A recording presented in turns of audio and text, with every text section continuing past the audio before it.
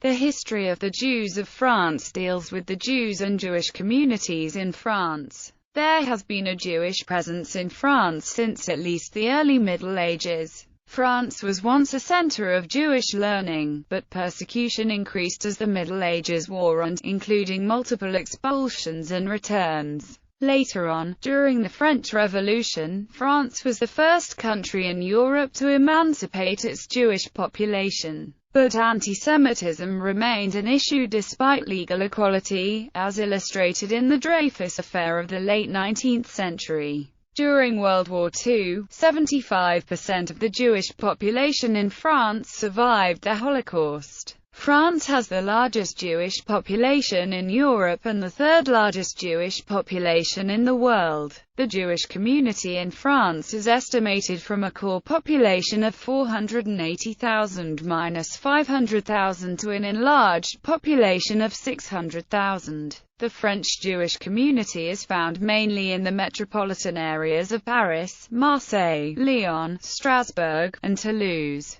Today, French Jews are mostly Sephardi and Mizrahi who came from North Africa and the Mediterranean region after those countries became independent. They span a range of religious affiliations, from the ultra-Orthodox Haredi communities to the large segment of Jews who are entirely secular. There are approximately 200,000 French Jews living in Israel. Roman Gallic epoch. According to the Jewish Encyclopedia, the first settlements of Jews in Europe are obscure. From 163 BCE, there is evidence of Jews in Rome. In the year 6 CE, there were Jews at Vienne and Gallia Celtica. In the year 39 at Lugdunum, further documents indicating the presence of Jews in France before the 4th century are as yet unknown. Hilary of Poitiers is praised for having fled from the Jewish society. A decree of the emperors Theodosius II and Valentinian III, addressed to Amatius, prefect of Gaul, prohibited Jews and pagans from practicing law and from holding public offices, in order that Christians should not be in subjection to them, and thus be incited to change their faith.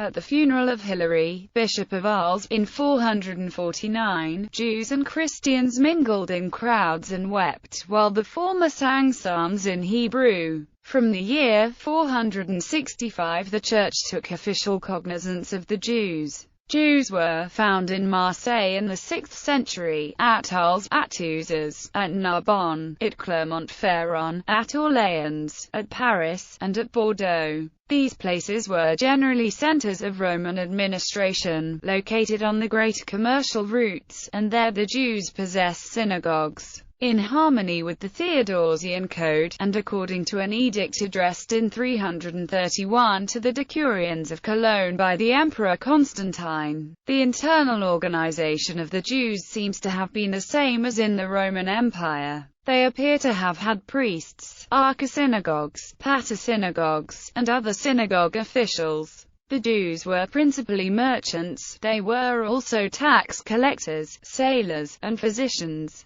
They probably remained under the Roman law until the triumph of Christianity, with their status established by Caracalla, on a footing of equality with their fellow citizens. The Emperor Constantius compelled them to share in the curia, a heavy burden imposed on citizens of townships. There is nothing to show that their association with their fellow citizens was not of an amicable nature. Even after the establishment of Christianity in Gaul, it is known that the Christian clergy participated in their feasts. Intermarriage between Jews and Christians sometimes occurred. The Jews made proselytes, and their religious customs were so freely adopted that at the Third Council of Orleans it was found necessary to warn the faithful against Jewish superstitions, and to order them to abstain from traveling on Sunday and from adorning their persons or dwellings on that day. In the 6th century, a Jewish community thrived in Paris. A synagogue was built on the Ile de la site, but was later torn down and a church was erected instead. In 629 King Dagobert proposed to drive from his domains all Jews who would not accept Christianity. From his reign to that of Pepin the Short no further mention of the Jews is found. but in the south of France, which was then known as Septimania, and was a dependency of the Visigothic kings of Spain, the Jews continued to dwell and to prosper. From this epoch dates the earliest known Jewish inscription relating to France, that of Narbonne. The Jews of Narbonne, chiefly merchants, were popular among the people, who often rebelled against the Visigothic kings. Carolingian period. The presence of Jews in France under Charlemagne is documented, with their position being regulated by law. Exchanges with the Orient strongly declined with the presence of Saracens in the Mediterranean Sea, while Oriental products such as gold, silk, black pepper or papyrus almost disappeared under the Carolingians.